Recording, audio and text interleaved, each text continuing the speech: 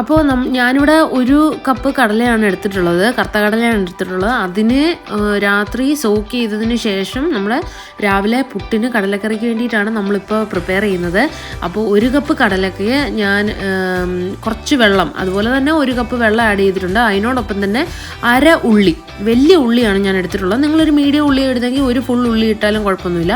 ഞാനിവിടെ അര ഉള്ളി സ്ലൈസ് ചെയ്ത് ഇട്ടിട്ടുണ്ട്. തക്കാളി 1 ഒരു മീഡിയം തക്കാളിയും ഇതുപോലെ ക്യൂബ്സ് ആക്കി ഇട്ടിട്ടുണ്ട്. പിന്നെ ഞാൻ 1 ടീസ്പൂൺ ഇഞ്ചി ചതച്ചതും 2 പച്ചമുളക് നിങ്ങൾക്ക് വേണമെങ്കിൽ കീറിയിടാം. ഞാൻ കീറാതെ മുഴുവനായിട്ടാണ് ഇട്ടിട്ടുള്ളത്. അപ്പോൾ ഇതെല്ലാം കൂടെ നമുക്ക് കുറച്ച് ഉപ്പും, ഒരു ടീസ്പൂൺ ഉപ്പും കൂടെ ആഡ് ചെയ്തിട്ട് ഈ കടല കുറച്ച് വെള്ളം ആഡ് ചെയ്യുമ്പം മുകളിൽ കുറച്ച് നന്നായിട്ട് മുങ്ങിക്കിടക്കണം. ആ ഒരു രീതിയിൽ വെള്ളം ആഡ് ചെയ്യുക.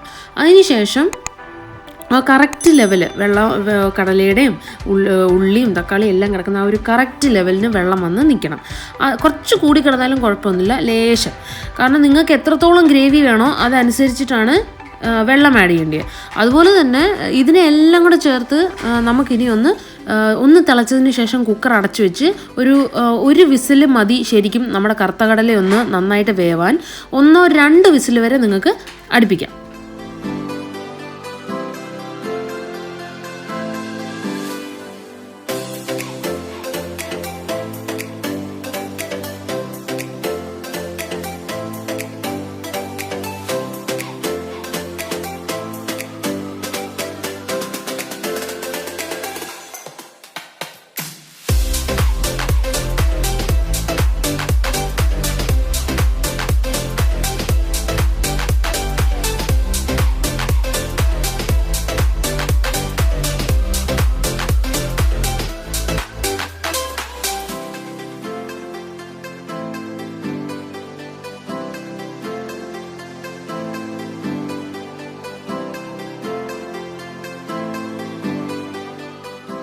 അപ്പോൾ നമ്മുടെ ആ കടലയൊന്ന് കുക്കായി വിസിലൊക്കെ അടിച്ച് പ്രഷറൊക്കെ പോയി വരുന്നവരെ നമുക്ക് കുറച്ച് പണിയുണ്ട് ചെയ്യാൻ.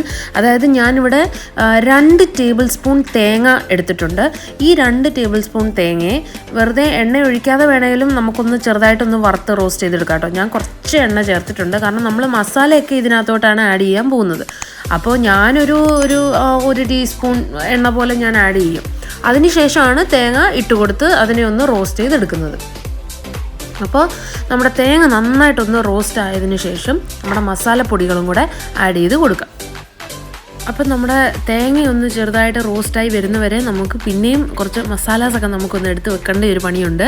അപ്പോൾ ഞാനിവിടെ 1.5 ടീസ്പൂൺ മല്ലിപ്പൊടി, 2 ടീസ്പൂൺ കാശ്മീരി മുളക് പൊടി, പിന്നെ മഞ്ഞൾപ്പൊടി 1/2 ടീസ്പൂൺ, അതുപോലെ തന്നെ 1/4 ടീസ്പൂൺ ഗരം മസാല, പിന്നെ 1 പട്ട, 1-2 ഏലക്കായ, പിന്നെ 1 പിഞ്ച് കുരുമുളക്, നല്ല നമ്മുടെ ഹോൾ പെപ്പർ.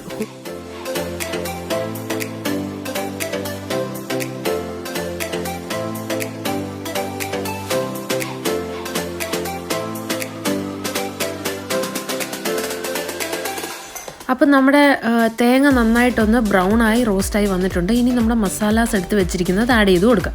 ഈ മസാല നന്നായിട്ട് ഇളക്കി കൊടുക്കുക. വളരെ തീ കുറച്ച് വേണം ഇതൊക്കെ ചെയ്യാനായിട്ട്. വളരെ സിമ്മിൽ വെച്ചിട്ട് വേണം ഈ റോസ്റ്റിംഗ് പരിപാടിയൊക്കെ ചെയ്യാൻ. ഈ നമ്മുടെ മസാല ഇത്രയും റോസ്റ്റായി വന്നതിന് ശേഷം അതിനെ വെച്ച് വേറൊരു ചെറിയ പാത്രത്തിലോട്ട് മാറ്റി വെക്കുക. കാരണം അത് തണുത്തിട്ട് മാത്രമേ നമുക്ക് അതിനെ ഒന്ന് ഗ്രൈൻഡ് ചെയ്തെടുക്കാൻ പറ്റത്തുള്ളൂ. അപ്പം അതിനെ മാറ്റി വെച്ച് അത് കൂൾ ഡൗൺ ചെയ്തതിന് ശേഷം അതിനെ നമുക്കൊന്ന് ഗ്രൈൻഡ് ചെയ്തെടുക്കാം.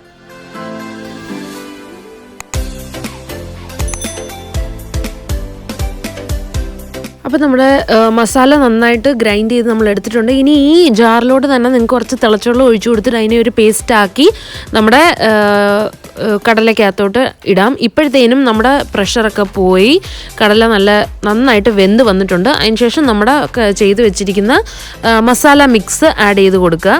എന്നിട്ട് നന്നായിട്ട് തിളപ്പിക്കുക. നന്നായിട്ട് തിളപ്പിക്കുമ്പോഴത്തേക്കും നമ്മുടെ കടുക് താളിച്ച് ഒഴിക്കണം. അപ്പോൾ നമ്മുടെ കടുക് താളിക്കാൻ വേണ്ടിയിട്ട് ഞാൻ കുറച്ച് വെളിച്ചെണ്ണ എടുത്തിട്ടുണ്ട്. 1-2 ടേബിൾ സ്പൂൺ വെളിച്ചെണ്ണയും കുറച്ച് കടുകും എടുത്ത് പൊട്ടിച്ചതിന് ശേഷം നമ്മുടെ വറ്റൽമുളക് 1-2 വറ്റൽമുളകും കുറച്ച് കറിവേപ്പിലയും പിന്നെ ഒരു 3-4 ഒരു പിടി ഉള്ളി അരിഞ്ഞത് സ്ലൈസ് ചെയ്തതും അതുപോലെ തന്നെ നമ്മുടെ ഒരു 1/2 ടീസ്പൂൺ കശ്മീരി മുളക് പൊടിയും 1/4 ടീസ്പൂൺ മഞ്ഞൾപ്പൊടിയും കൂടെ ഇട്ട് നന്നായിട്ടൊന്ന് സോട്ട് ചെയ്ത് കഴിഞ്ഞാൽ ഒത്തിരി നന്നായിരിക്കും.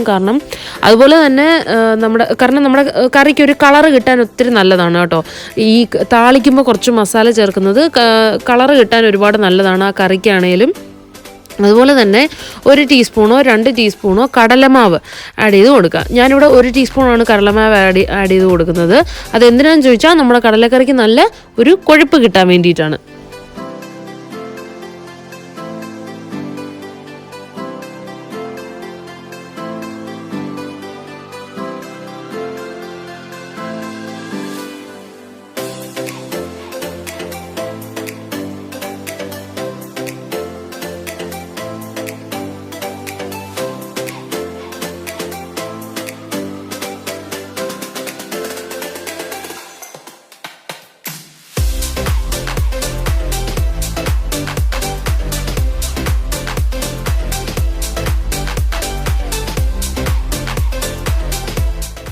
അപ്പോൾ കണ്ടോ, നമ്മുടെ കടലക്കറിക്ക് നല്ലൊരു കളറും ഒരു നല്ല തിക്നെസ്സും ഒക്കെ വരും ഇങ്ങനെ താളിച്ച് ഒഴിക്കുമ്പോഴത്തേക്കും. അതുപോലെ തന്നെ നമ്മൾ ചെയ്ത ഇത്രയും മെത്തേഡും ഒത്തിരി സിമ്പിളല്ലേ. നമ്മൾ കടലയൊന്ന് നമ്മുടെ ഉള്ളിയും തക്കാളിയൊക്കെ ഇട്ടൊന്ന് വേവിച്ചു, അതിനുശേഷം നമ്മുടെ തേങ്ങയും മസാലയൊക്കെ ഒന്ന് അരച്ചെടുത്തു, അത് ഇതിലോട്ട് ചേർത്തു, താളിച്ചൊഴിച്ചു. ഇത്രയും മാത്രമേ നമ്മൾ ചെയ്തിട്ടുള്ളൂ. രാവിലെയൊക്കെ നമുക്ക് ഈസി ആയിട്ട് ചെയ്യാൻ പറ്റുന്നൊരു സംഭവമാണ്.